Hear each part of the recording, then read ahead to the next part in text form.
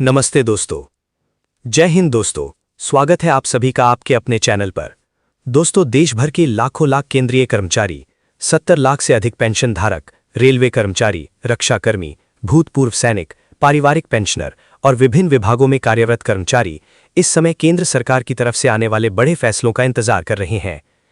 महंगाई भत्ता, महंगाई राहत, 8वें केंद्रीय वेतन आयोग, 18 महीने के लंबित एरियर, अतिरिक्त pension, fixed medical allowance, CGHS सुविधा, ओल्ड पेंशन स्कीम और प्रमोशन से जुड़े कई ऐसे मुद्दे हैं जिन पर लगातार चर्चाएं तेज होती जा रही हैं।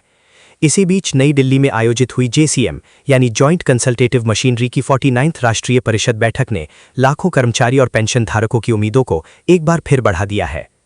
दोस्तों, आज की ये पूरी जानकारी आपके लिए बेहद महत्वपूर्ण रहने वाली है, क्योंकि आज हम विस्तार से जानेंगे कि आखिर इस बड़ी बैठक में क्या क्या मुद्दे उठाए गए, किन मांगों को सरकार के सामने रखा गया, सरकार की तरफ से क्या प्रतिक्रिया सामने आई और आने वाले दिनों में कर्मचारियों और पेंशन धारकों को क्या बड़े फायदे मिल सकते हैं। इसलिए वीडियो को अंत तक जरूर देखिएगा ताकि कोई भी महत्वपूर्ण जानकारी आपसे छूट न जाए। दोस्तों, 11 मई 2026 को नई दिल्ली में आयोजित हुई JCM की 49th राष्ट्रीय परिषद बैठक काफी महत्वपूर्ण मानी जा रही है। ये बैठक कैबिनेट सचिव की अध्यक्षता में आयोजित की गई, जिसमें स्टाफ साइड की ओर से कर्मचारी संगठनों के प्रतिनिधि मौजूद रहे। इस बैठक में कर्मचारियों और पेंशनरों से जुड़े कई लंबे समय से लंबित मुद्दों को सरकार के सामने प्रमुखता से उठाया गया।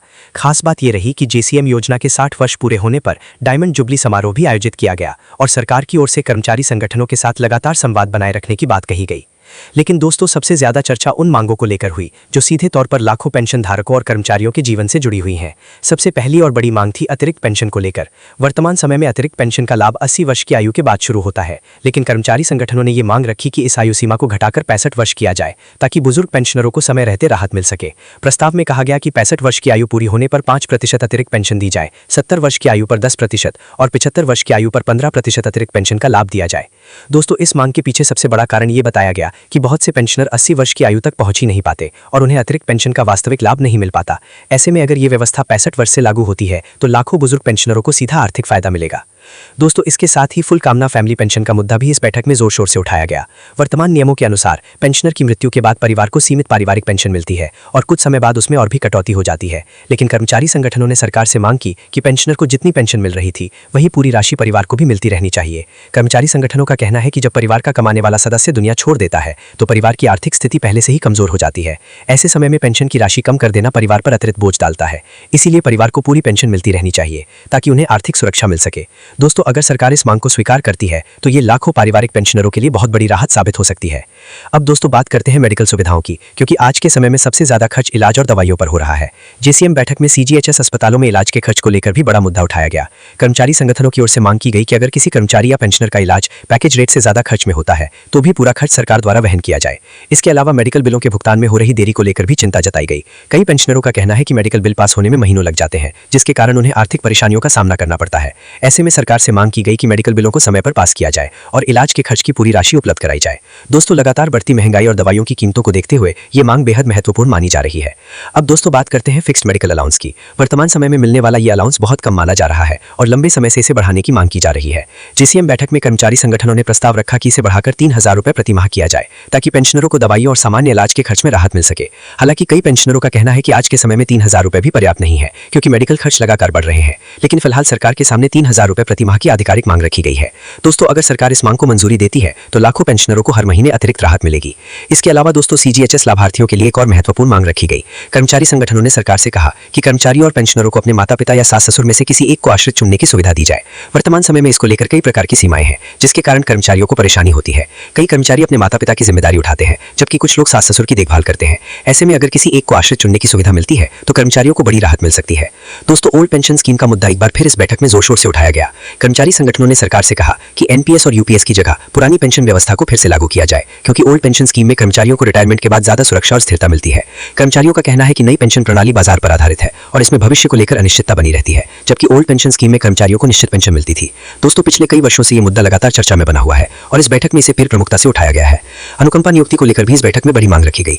वर्तमान समय में अनुकंपा नियुक्तियों पर 5% की सीमा लागू है, जिसके कारण कई जरूरतमंद परिवारों को नौकरी नहीं मिल पाती। कर्मचारी संगठनों ने सरकार से मांग की कि इस सीमा को समाप्त किया जाए या इसमें ढील दी जाए ताकि मृतक कर्मचारियों के परिवारों को ज्यादा राहत मिल सके।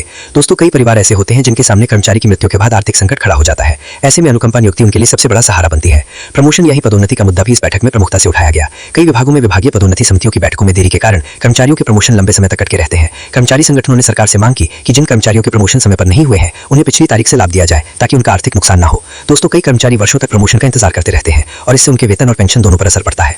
अब दोस्तों, सबसे बड़ा सवाल यह है कि सरकार ने इन मांगों पर क्या कहा।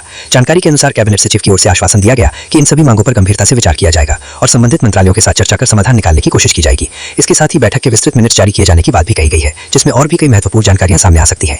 दोस्तों, अब पूरे देश के कर्मचारियों और पेंशनरों की नजर सरकार के अगले फैसले पर बनी हुई है, क्योंकि अगर इन मांगों में से कुछ भी लागू होता है तो लाखों लोगों को सीधा फायदा मिलेगा।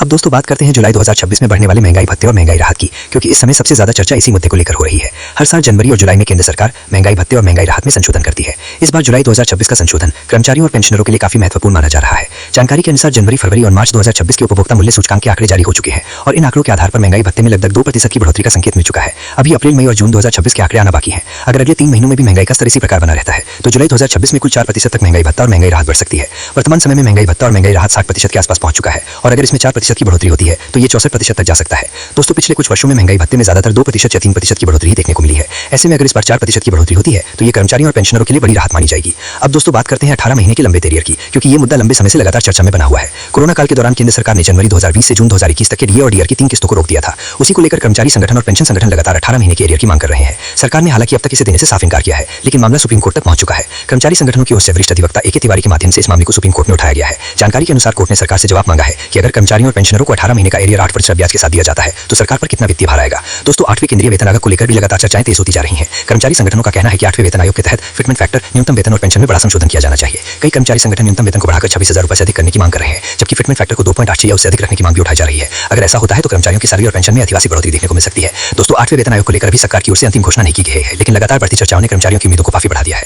तो दोस्तों, फिलहाल आज की सबसे बड़ी और महत्वपूर्ण अपडेट में बस इतना ही। अगर आपको ये जानकारी उपयोगी लगी हो तो वीडियो को लाइक जरूर कीजिएगा, चैनल को सब्सक्राइब कर लीजिएगा और बेल आइकन को दबाना बिल्कुल मत भूलिएगा, ताकि सरकारी कर्मचारियों, पेंशनरों, भूतपूर्व सैनिक और केंद्र सरकार से जुड़ी हर बड़ी अपडेट आपको सबसे पहले मिलती है। मैं रजत शर्मा आपसे लेता हूं अनुमति। जय हिंद, जय भारत।